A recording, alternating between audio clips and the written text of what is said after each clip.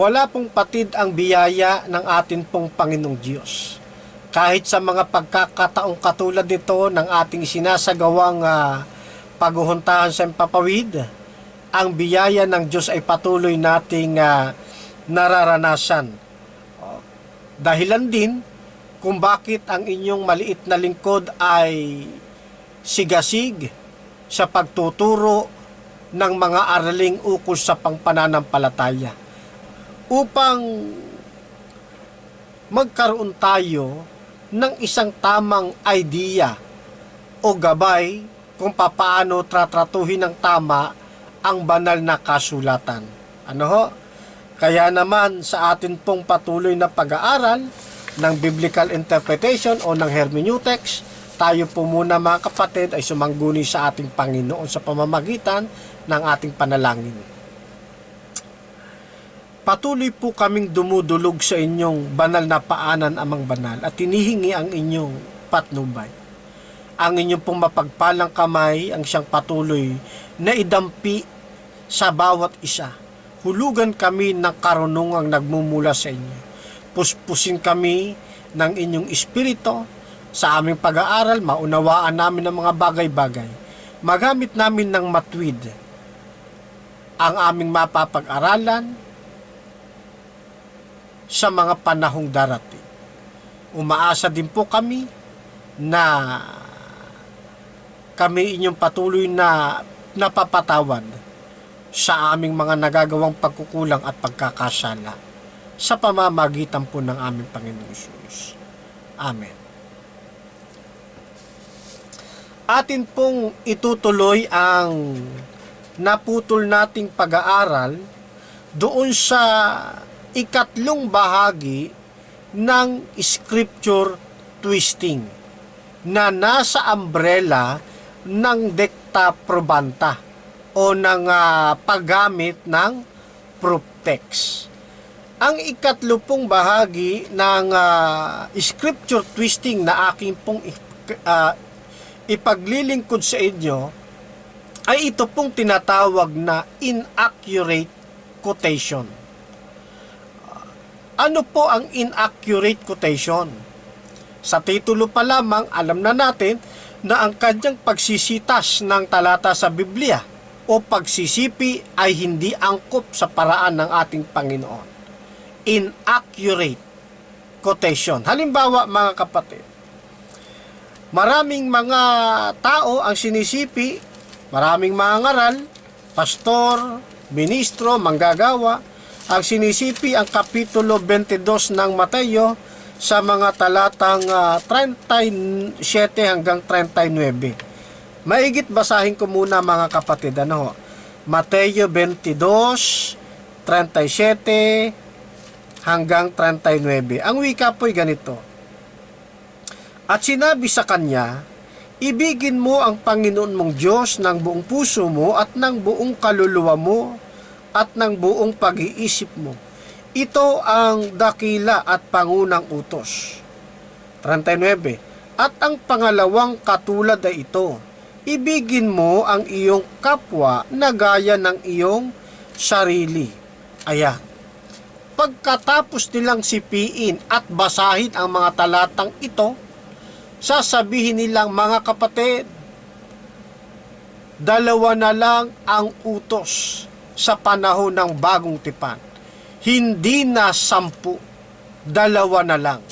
Ano po ang dalawang utos? Ang una, ibigin ang ating kapwa. Ang una ay ibigin ang Diyos ng buong puso mo. Ang ikalawa ay ibigin ang iyong kapwa. Kaya po, dalawa na lang ang utos. Yan. Ang tawag dyan mga kapatid, inaccurate quotation. Bakit? Lingid sa kanilang kaalaman, hindi nawala ang 10 utos. Katunayan, ang sabi pa sa atin ng Biblia, ang binasa nila, 37, 38. Ipag itinuloy nyo sa 39, 40, sa dalawang utos na ito'y nauuwi ang buong kautusan at ang mga propeta. Ano po ang sabi? Doon sa dalawang utos na yon, pag-ibig sa Diyos at pag-ibig sa kapwa, na uuwi ang buong lumang tipan. Ayan. Hindi nawawala ang 10 utos, sapagkat ang 10 utos bahagi sa lumang tipan.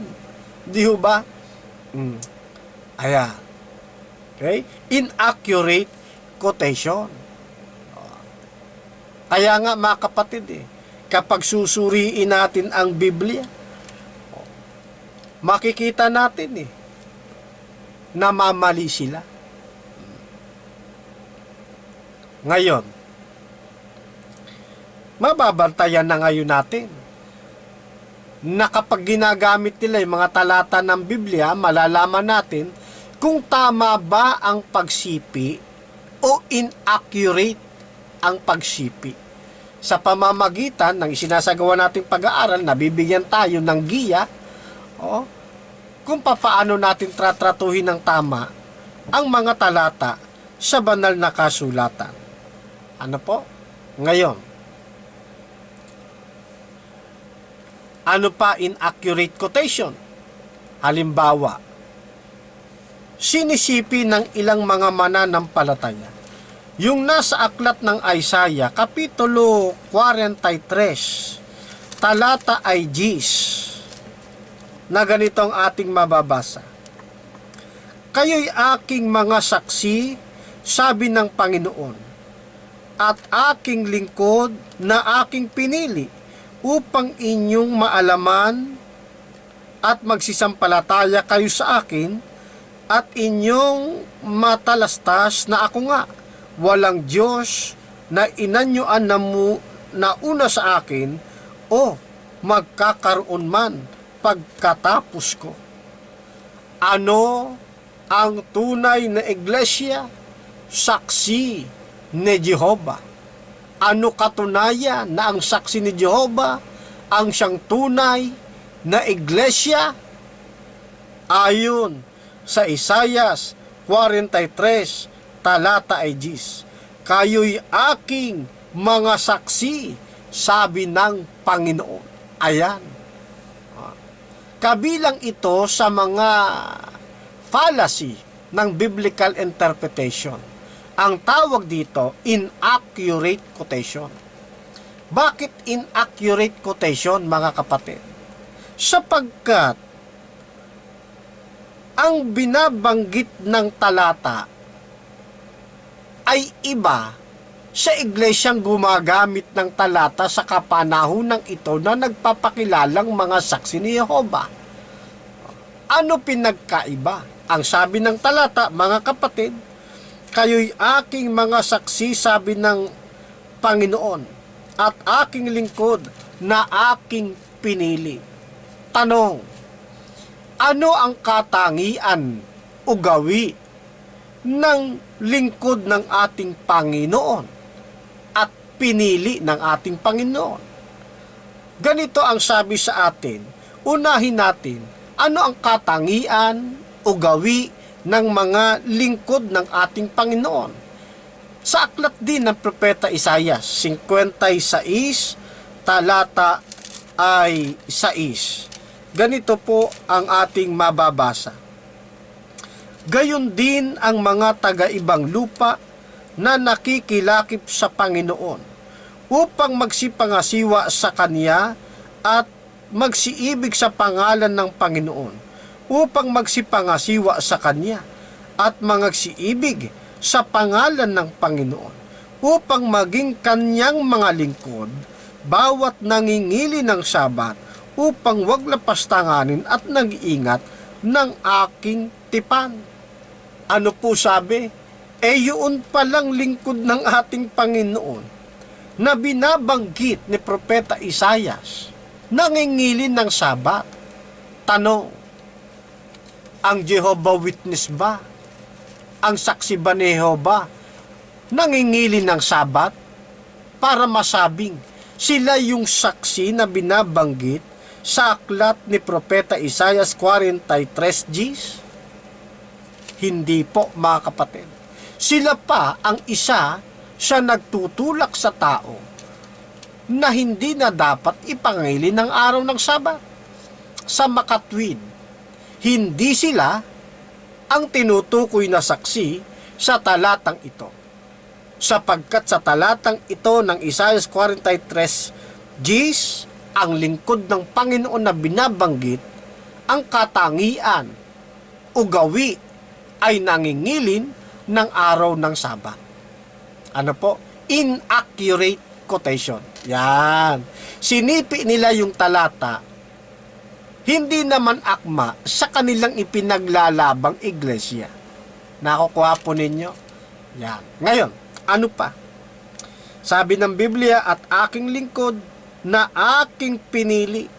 Tanong, ano uli katangian at gawi ng pinili ng ating Panginoon?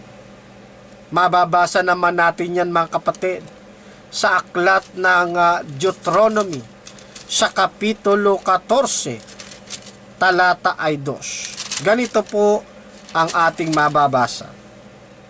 Sapagkat ikaw ay isang banal na bayan sa Panginoon mong Diyos, at ikaw ay pinili ng Panginoon upang maging bayan ng kanyang sariling pag-aari na higit sa lahat ng mga bayan na nasa ibabaw ng balat ng lupa. Huwag kang kakain ng anumang karumal-dumal na bagay.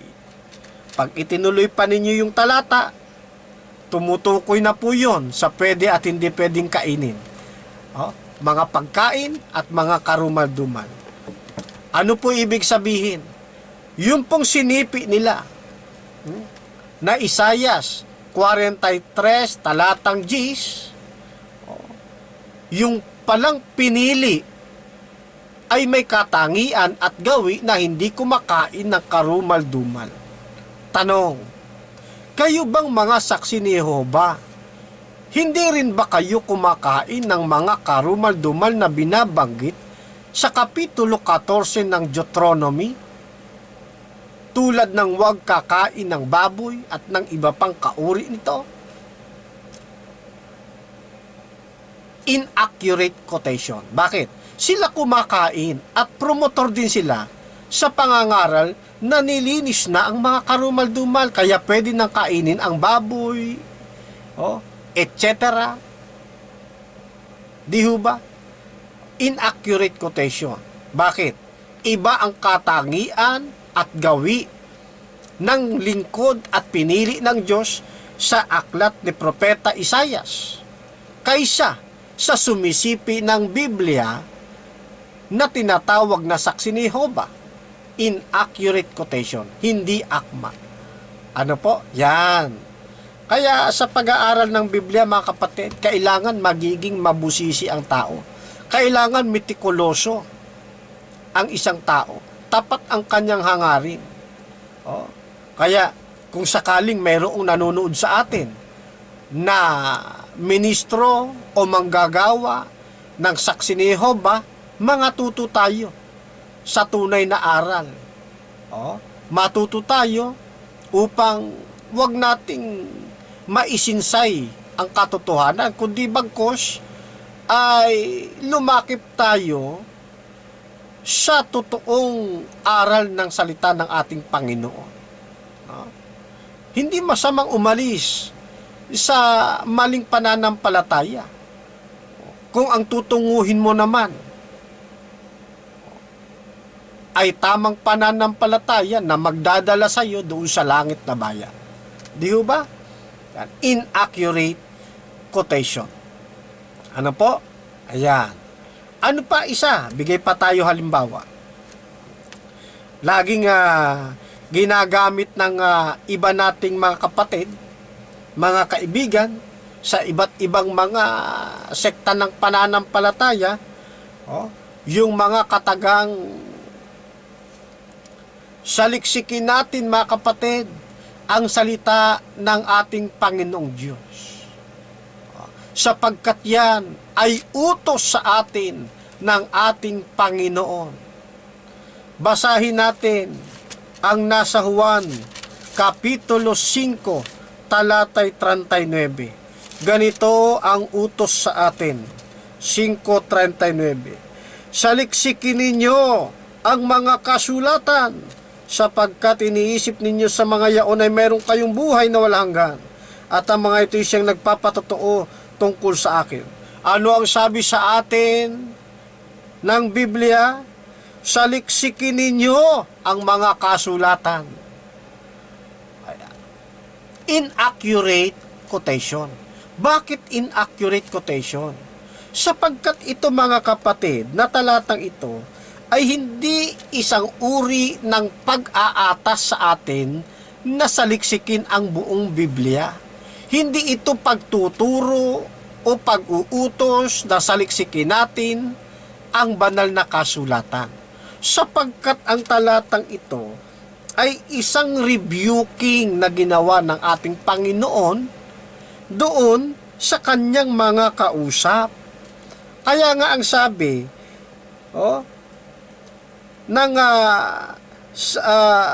saliksikin ninyo ang mga kasulatan sapagkat iniisip ninyo sa mga yaon mayroon kayong buhay na walang hanggan. Rebuking ito, mga kapatid. Yan. At yung tamang term po dyan, hindi dapat yan saliksikin. Dapat po dyan, sinasaliksik. Yan. Kaya inaccurate quotation, mga kapatid. Hindi tamang paggamit ng talata. Maganda hangarin di ba? Gustong ituro sa mga tao, dapat saliksikin ang Biblia. Ang problema, gumamit ng talata. Ang ginamit na talata, 5:39. Hindi akma pagkagamit. Inaccurate quotation. Diba? Kasi hindi pag-uutos, yung deliberasyon mo naman pag-uutos, tapos yung kinuha mong talata, hindi naman pag-uutos, kundi rebuking, inaccurate quotation. Nakuha po ninyo, mga kaibigan, mga kapatid. Yan. No? Bilang encouragement, pwede mo namang sabihin, saliksikin natin ang buong kasulatan. Pwede naman yun, mga kapatid. Huwag mo nang sipiin yung 5:39 ng aklat ni Juan. Kasi pag sinipi mo, mamamali ka na ngayon. Yan. Pwede ka naman magkaroon ng appeal na hindi ka nagagamit ng talata. Basta't makita ng audience tama ang iyong hangarin at makabuluhan, tanggap ng audience yun, mga kapatid. Kaysa gagamit ka ng talata, inaccurate quotation naman. Okay po? Yan. So, maging maingat tayo, mga kapatid, sa pagsisipi ng mga talata para maging akma ang ating ginagawang pag-aaral. Inaccurate quotation. Ano pa isang halimbawa? Malimit gamitin ng iba para ipaliwanag na mayroong 3 stages of salvation, yung 2 Korinto 1:10. Na siyang sa amin ay nagligtas, past tense, sa gayong lubhang malaking kamatayan at nagliligtas, present tense. At siyang naming inaasahan na siya namang magliligtas pa sa amin, future tense. Yan. Yung pong mga salitang nagligtas, nagliligtas, at magliligtas ay 3 phases of salvation o 3 stages of salvation: past, present, and future. Yan. Kaya kapag tayo manampalataya, sa unang stage, tayo iniligtas ng Diyos. Sa pangalawang estado, tayo naman ay nililigtas ng Diyos. Sa pangatlong estado, doon ay sa langit na bayan di umano, magliligtas sa atin. Yan. Inaccurate quotation. Bakit po inaccurate? Kasi yung talatang ito ng unang Korinto 1:10 ay hindi tumutukoy sa salvation na iniisip ng mga ngaral. na papuntang langit. Hindi po ito yon. Ano po? Hindi ito yung salvation na may kinalaman sa eternal life. Yan. O salvation na papaakyat sa langit na bayan. Hindi po. Kasi yung tinutukoy po ditong kaligtasan ay mula sa karanasan ni Apostol Pablo nang sila ay makaranas ng personal nilang kapiligruhan sa kanilang buhay. Tignan ninyo mga kapatid, iaakyat ko yung basa sa talatang 8 hanggang sa talatang 10. Hindi namin ibig na kayo'y di makaalam mga kapatid ng tungkol sa mga kapighatian namin na nangyari sa Asya, na kami ay totoong nabigatan ng higit sa aming kaya, anupat kami ay nawalan na ng pag-asa sa buhay. Oo, kami nagkaroon sa aming sarili ng hatol sa kamatayan upang wag kaming magkatiwala sa amin ding sarili kundi sa Diyos na bumuhay na maguli sa mga patay, na siyang sa amin ay nagligtas at sa gayong lubang malaking kamatayan at nagliligtas, na siya naming inaasahan na siya namang magliligtas pa sa amin. Yon. Nang sila'y napipiit, nabibingit sa kamatayan, personal nilang karasan, yun ang inilalarawan, ipinakikita, isinulat ni Apostol Pablo. Walang kinalaman ito sa kaligtasang pang-espiritual o kaligtasang pangbuhay na walang hanggan. Inaccurate quotation kapag ito po ang ating ginamit na talata. Nakukuha po ninyo mga kapatid? Ano po? Yan. Kaya dito sa pag-aaral ng inaccurate quotation, marami tayong matututunan mga kapatid. Ngayon, dagdagan pa natin mga kapatid, alang-alang doon sa mga kababayan pa nating patuloy na nagsusuri. Balik tayo doon sa ang concern natin pag-aralan ang buong banal na kasulatan. Sabi ng mga ngaral, mga kapatid, alam niyo ba na merong inilaang magandang pagkakataon ang Diyos sa atin, na ang sino mang babasa, mag-aaral ng Biblia ay kanyang pagpapalain? Basahin natin ang aklat ng Apokalipsis sa talatang 1 at 3. Ang wika po'y ganito: mapalad ang bumabasa at ang nangakikinig ng mga salita ng hula at tumutupad ng mga bagay na nangasusulat doon, sapagkat ang panahoy malapit na.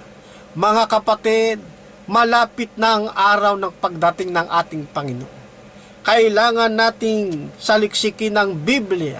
Ang sabi sa atin, mapalad ang bumabasa, mapalad ang nakikinig ng kanyang salita at tumutupad ng mga nakasulat sa kasulatan. Masarap pakinggan mga kapatid, di ho ba? Maganda ang kanyang intensyon. Kaya lang, pumapasok siya sa tinatawag na fallacy dito sa inaccurate quotation. Bakit inaccurate?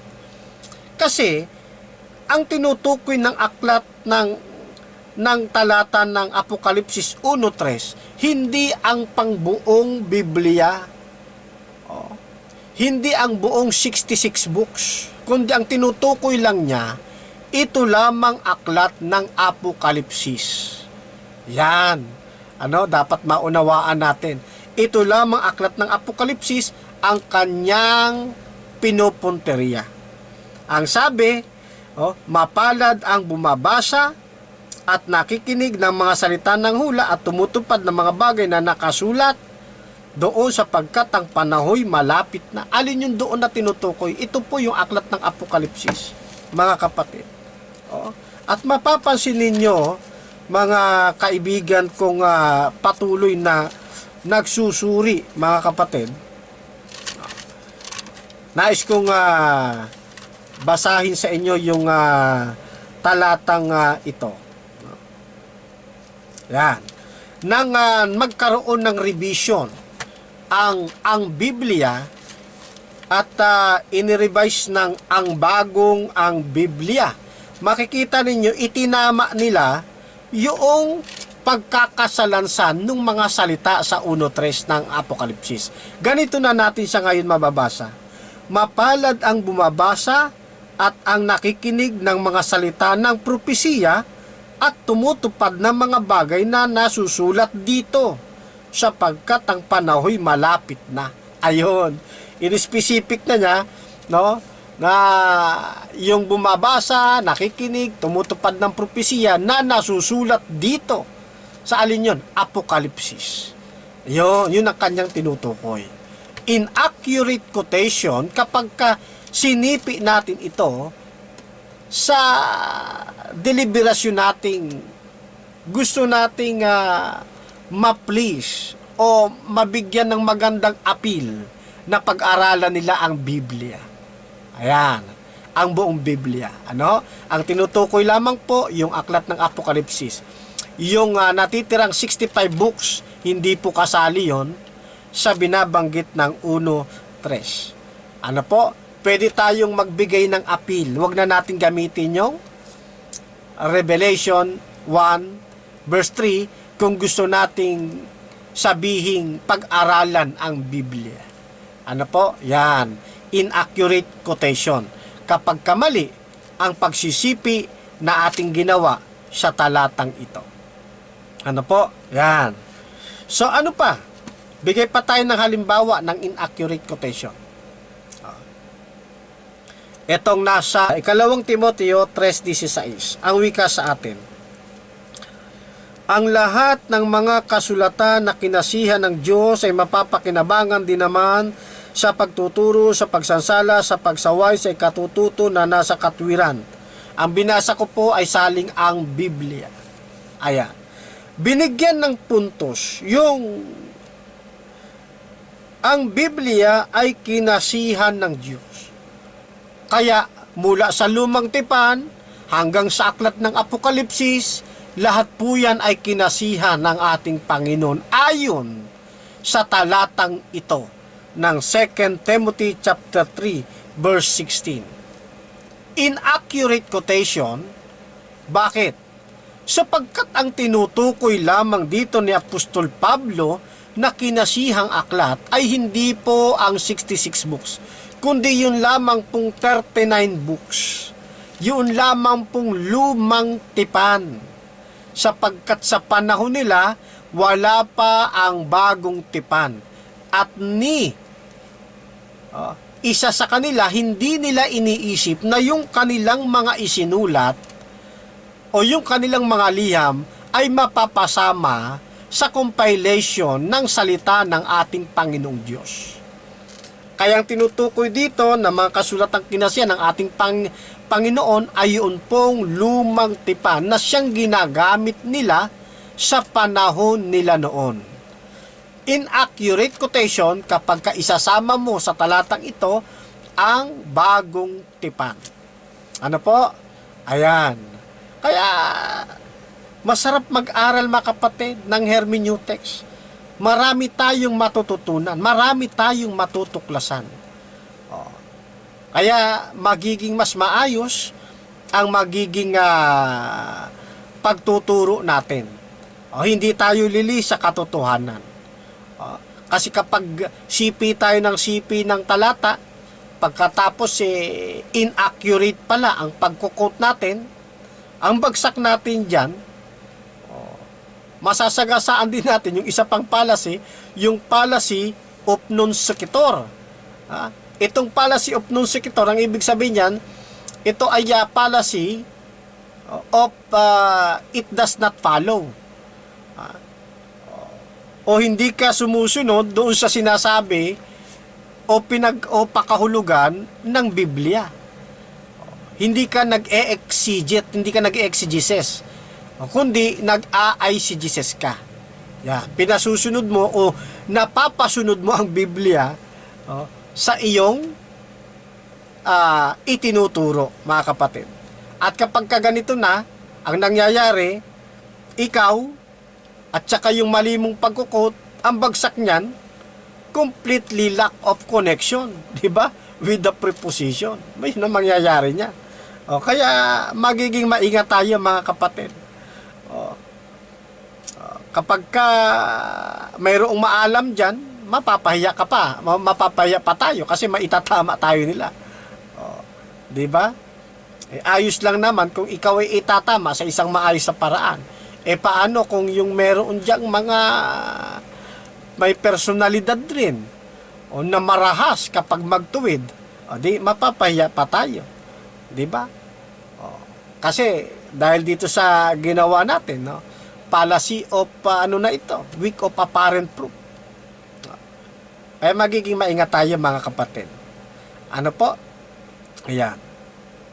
Ano pa pwede nating ihalimbawa dito, mga kaibigan? Sige, bigyan natin ng isa pa. Yung Acts 9, chapter 9. Malimit gamitin ito ng mga kaibigan nating mga faith defenders ng Roman Catholic Church. Alinsunod sa mga naituro din sa kanila. Itong chapter 9 verse 31 ng Aklat ng Mga Gawa. Ano po ang sabi rito? 9:31. Sa gayoy nagkaroon ng kapayapaan ang iglesia sa buong Judea at Galilea at Samaria, palibasay pinagtibay at sa paglakad na may takot sa Panginoon at may kaaliwan ng Espiritu Santo ay nagsisidami. Sa tekstong Grego ay mababasaan niya natin yung salitang yung mga salitang iglesia sa buong Judea ay nasa terminong Katolikos. Nang ibig sabihin, sa bagong tipan ay umiiral na ang iglesia ng mga Katolika. Ayan, something like that. Na hindi man eksakto, pero halos ganoon ang punteriya, mga kapatid. Para lamang palabasin na sila ay matagal nang umiiral at sila yung itinayo ng ating Panginoon. Tapos bubuksan ang tekstong Grego, babasahin yung Katolis. Ayan. Tapos ayun na ang deliberasyon. Inaccurate quotation. Bakit inaccurate? Kasi ang nakalagay sa talata hindi naman Katoles, kundi Katholes. Yung po ay magkaiba. Kat, patlang, holes. Hindi magkadugtong na Katoles o Catholic. Hindi siya isang salita. Depensa ng Catholic dyan pinagdugtungan niya yon, Katholes, Catholic. Mali, mga kapatid. Inaccurate quotation. Yan. Kaya magiging tayo rito, mag-iingat, mga kapatid. Ang Gawa 9:31 ay hindi nagpapatunay na ang Roman Catholic Church ay umiiral na sa panahon ng bagong tipan noong unang siglo. Tandaan po ninyo yan, mga kapatid, wala pang Roman Catholic Church sa panahon ng unang siglo, mga kapatid. Sila lang po ang may sabi nun, kaya inaccurate quotation. Kailan lang ba nabuo ang Roman Catholic Church? Hindi ba pagkatapos lamang ng tinatawag na Great Schism noong 1054 AD? Di ba? Doon lang naman sila yung paghiwalay ng Orthodox at saka ng di ba? Yan. Inaccurate quotation. Yan. Kaya sa pag-aaral ng Biblia, mga kapatid, dapat maging masinsin tayo. Masinop dapat. Ha? Para hindi tayo mamamali. Kaya kung may nakikinig na mga kaibigang nasa panig ng Roman Catholic Church, ay iwanan ninyo pananampalatayang inyan. Mali ang aral na dala-dala. Inaccurate quotation ang paggamit ng mga talata sa Biblia. Yan. Ngayon, isa pa. Itong nasa Jeremias 6:16, malimit gamitin to ng dating daan.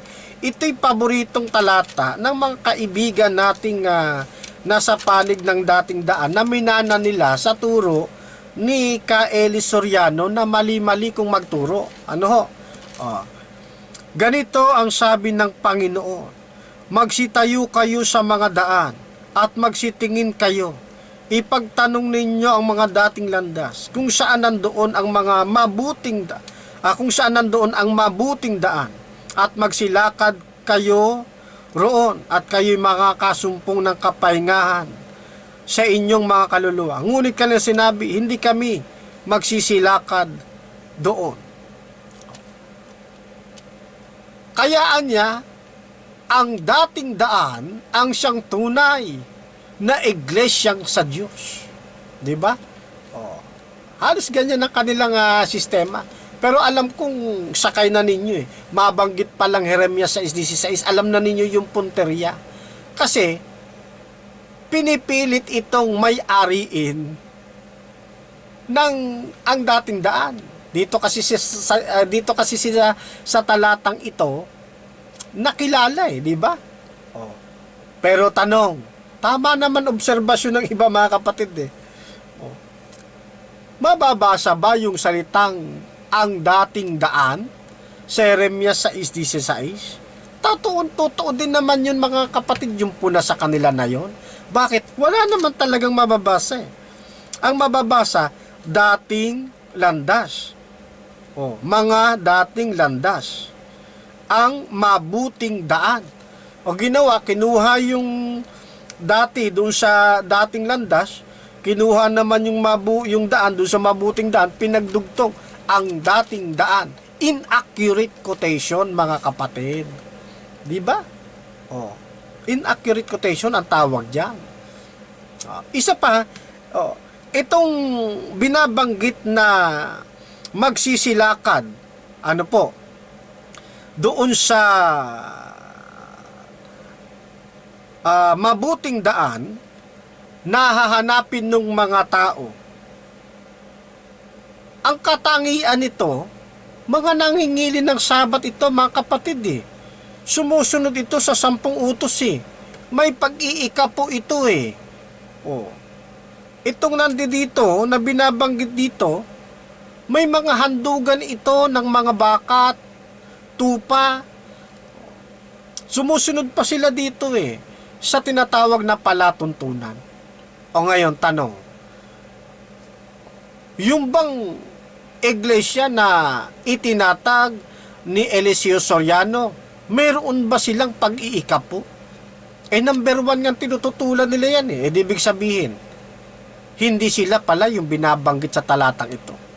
Ito may pag-iikapo ito, sila wala. Inaccurate quotation. Ito may 10 utos, sila wala. Inaccurate quotation. Ito may palatuntunan na sinusunod. May seremonyalo. Tanong, sumusunod pa ba sa seremonyalo ang dating daan na pinangungunahan ni K.L. Soriano? Hindi rin. Inaccurate quotation. Di ba? Ayan. Kaya, kapag wala kang alam sa biblical interpretation, madali kang mahook, mga kapatid. Madali kang maingganyo sa tamis ng pananalita, paggamit ng biglaang sitas. Palibasa, kulang ang kaalaman mo sa hermeneutics, sa pagsisiyasat. Aba, nakita mo, napakinggan mo, nabasa mo nga, nang napakinggan mo, maganda yung kanyang salaysay. Umanib ka ngayon. Dating hindi ka palamura, naging palamura ka na tuloy. Yeah. Inaccurate quotation. Mga sample yan ng inaccurate quotation, mga kapatid. Ano po? At napakarami pa mga kapatid. Napakarami. Bigay pa tayo isang halimbawa. Ito namang nasa 2 Corinthians, mga kaibigan, mga kapatid. Chapter 12, verse 2. Basahin natin.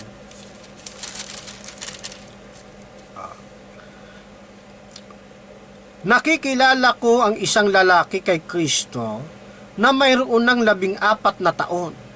Maging sa katawan, aywan ko. O maging sa labas ng katawan, aywan ko. Diyos ang nakaalam na inagaw hanggang sa 3 langit.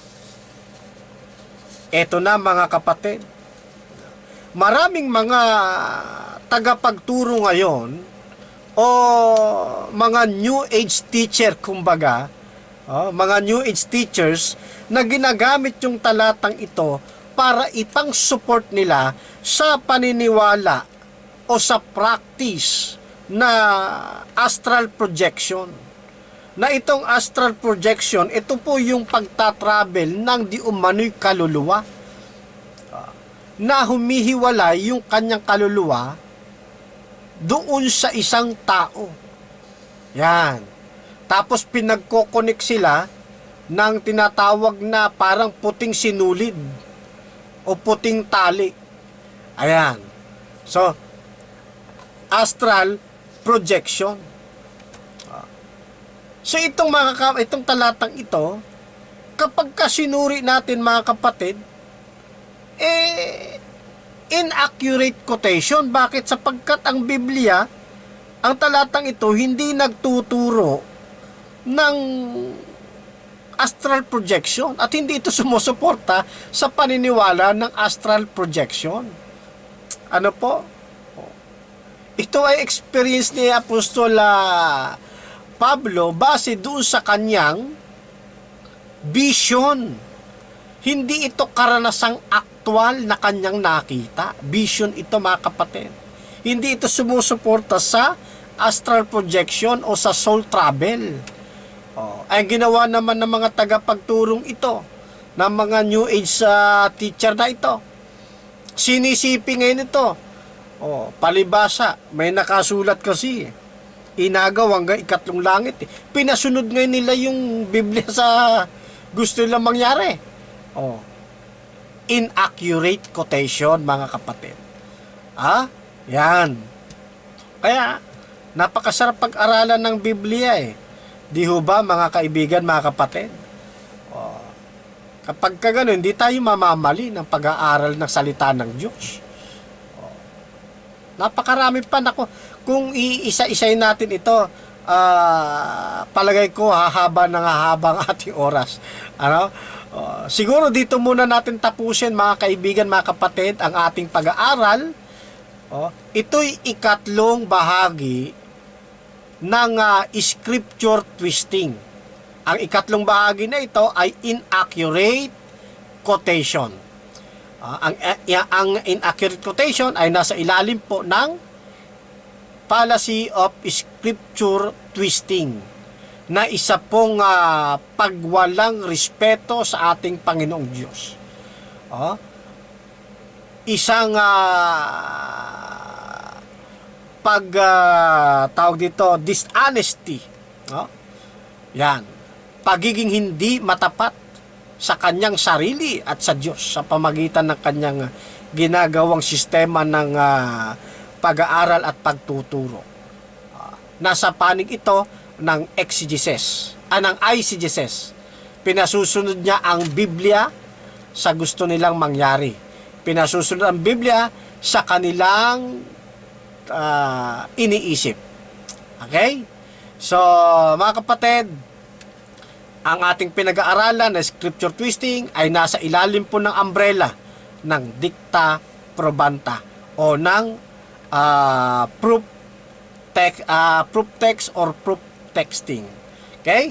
So tayo po ay muling magpasalamat sa Diyos sa pamagitan ng isang panalangin. Salamat po ng marami, Amang Banal, sa inyong patuloy na pagsuporta at pagtuturo sa amin.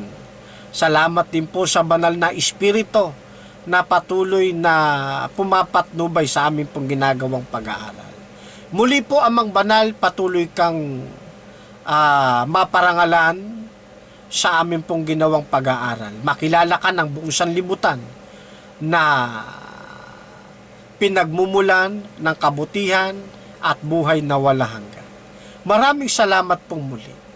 Dalangin po namin at papuri ito sa inyo, pasasalamat sa pamamagitan po ng makapangyarihang pangalan ng aming Panginoong Hesus. Amen.